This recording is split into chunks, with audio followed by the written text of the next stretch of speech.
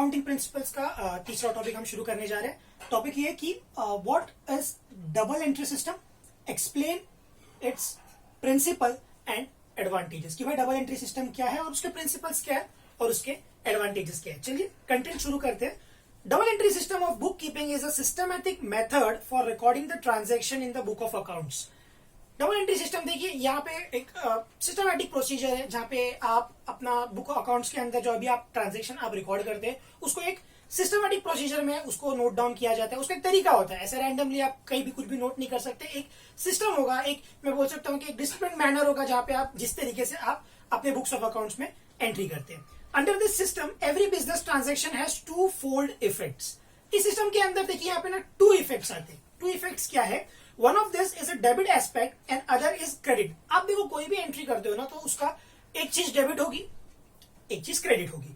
Hence this type of book keeping is known as double entry book keeping. ठीक है, तो हम बोल सकते हैं कि भाई उस तरीके की बुक एंट्री जहां पे डुअल इफेक्ट होता है, डुअल, और उसके अंदर एक डेबिट होता है एक क्रेडिट होता है, तो इसको हम क्या बोलेंगे?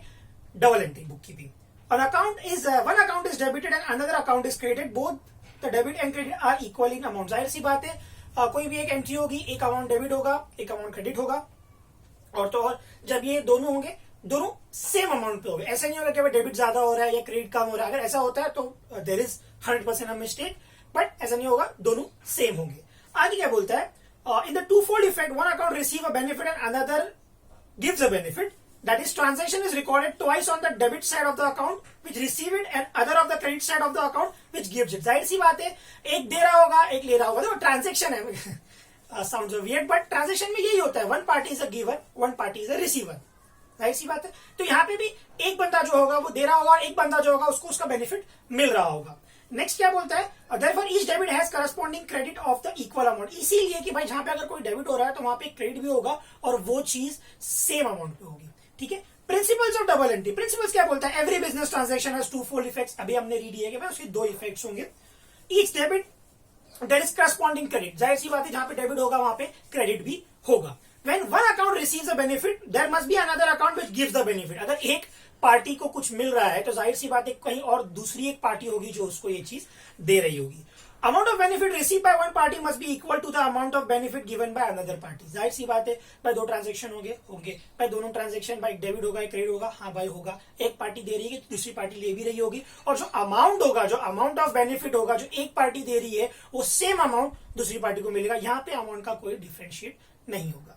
नेक्स्ट क्या बोलता है? एडवांटेजेस। चलिए ये पॉइंट तो हमने क्लियर कर लिया, अभी इसके अपन एडवांटेजेस देखते हैं। Time of recording the transaction in the book of accounts. Both the aspects of transaction are recorded simultaneously. Both debit, credit are equal in amount. Hence, this system ensure arithmetical accuracy of account. जाहिर सी बात है date wise entry होती है और जब debit होता है वही क्रेडिट होता है। ये चीज बोलते हैं ना ऐसे गैप पे नहीं की जाती है। हाँ भाई ये तारीख को ये ट्रांजेक्शन हुआ तो भाई हाँ इसने दिया, हाँ ठीक है इसकी एंट्री हो गई, हाँ भाई उसको गया, हाँ भाई ये एंट्री हो गई। तो यहाँ पे आपको एक सिस्टमैटिक प्रोसीजर मिलेगा। यहाँ पे ना आपको ऐसे ब्लंडर नहीं मिलेगा, कौन कहाँ कब कैसे आया नहीं मालूम पड़ रहा, ऐसी वाली प्रॉब्लम नहीं आएगी, समझ में आएगा। फॉर एग्जाम्पल 24 तारीख को एक ट्रांजेक्शन हुआ, ट्रांजेक्शन कहते हैं भाई कुछ गुड्स आया या गुड्स घुस गया, तो भाई गुड्स आया कितने का आया, हाँ भाई ठीक है गुड्स कितना पैसा दिया, ओके किसको पैसा दिया, तो everything will be sorted out. Next क्या बोलता है? Both the debit and credit are equal in amount. Okay, hence this system ensure arithmetic accuracy. Okay, under this system all business transactions are recorded perfectly, completely, systematically। मतलब बोल सकते हैं कि full proof system में कि भाई यहाँ पे हर चीज सिस्टमेटिकली होती है, परफेक्टली होती है, unless and until you make a human error. Apart from that it is foolproof. Hence chances of fraud and error are reduced. देखो भैया वो ऐसा नहीं बोलता कि chances of fraud and error है ही नहीं, बोलता है रेड्यूस्ड, कम है, क्योंकि we all know that there is a man there will be a mistake. Sorry. Next क्या बोलता है? This system is such that there is automatic check on arithmetic accuracy of the books of account. जाहिर सी बात है when everything will be in order, तो अगर कोई चीज आपको थोड़ी सी और दिख रही है ना तो वो चीज फट से आप आइडेंटिफाई कर लोगे। नेक्स्ट क्या बोलता है? Under this system it is easy to find out the result of the business for the period and also state the financial affair on any day. जाहिर सी बात है हर चीज डेली ट्रांजेक्शन नोटेड हो रहे हैं, डेबिट हो रहा है क्रेडिट हो रहा है, सेम अमाउंट है, सब पार्टी रिफ्लेक्ट कर रही है, तो भाई आपका प्रॉफिट एंड लॉस फाइंड करना it's not a big deal. और तो और आपका बिजनेस एक पर्टिकुलर डे पे किस पोजीशन में है वो भी आपको पता चल जाएगा, not a big deal. Next क्या बोलता है?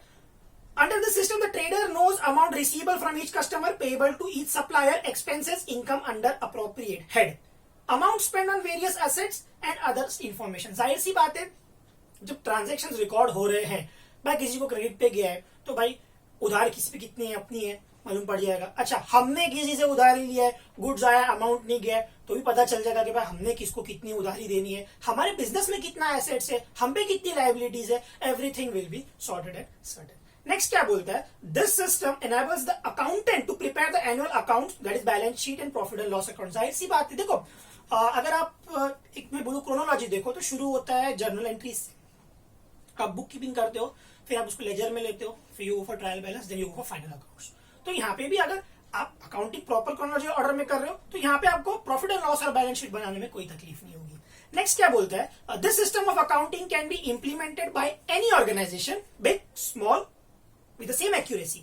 Some may use it more sophistically while other may not. जाहिर सी बात है, देखो मेन इस आंसर का इस पॉइंट में यही बोलता है कि देखो everything will B okay fine perfect till human interference comes into picture. जाहिर सी बात है कि भाई यहां पे भी मैं ऐसा बोल सकता हूं कि बड़ी कंपनी भी ये फॉलो कर सकता है, छोटी कंपनी भी ये फॉलो कर सकता है, बहुत एहतियात बरता जा सकता है, उतना खासा ख्याल नहीं रखा जा सकता है. Everything is up to us. आगे क्या बोलता है, However, if implemented properly, all will get the advantage of double entry bookkeeping. Last में इसको ऐसा कंक्लूड कर रहा है कि भाई हाँ ठीक है, अगर इसका सही से इस्तेमाल किया गया, हर चीजों का खास ख्याल रखा गया तो हमारा अकाउंटिंग बहुत सही होगा.